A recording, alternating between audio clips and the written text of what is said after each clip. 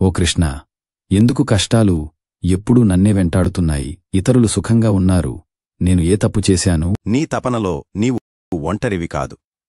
ప్రతి ప్రాణిలో ఓ బాధ ఉంది.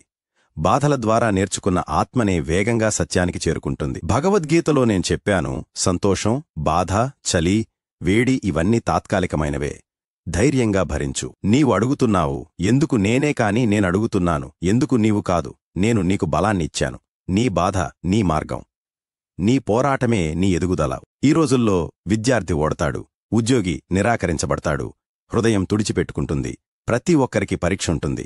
కాని ఆ క్షణాల్లో నన్ను గుర్తుచేసేవారు బాధలకు మించిన శాంతిని పొందుతారు. ఫలితాన్ని ఆశించకుండా నీ కర్తవ్యాన్ని చెయ్యు. ఫలితం నీ చేతిలో ఉండదు, కాని నీ ప్రయత్నమే నా పట్ల నీ భక్తి. నేను ఎన్నడూ నిన్ను వదల్లేదు. నీవు ఏడ్చిన ప్రతి క్షణంలో నిన్ను ధైర్యంగా నిలబెట్టాను. నీ ఆత్మ నా అగ్నిజ్వాల. నీవు బలహీనుడు కాదు, నీవు నా యోధుడు. గీత వాణి తెలుగు ఛానల్ను సబ్స్క్రైబ్ చెయ్యండి.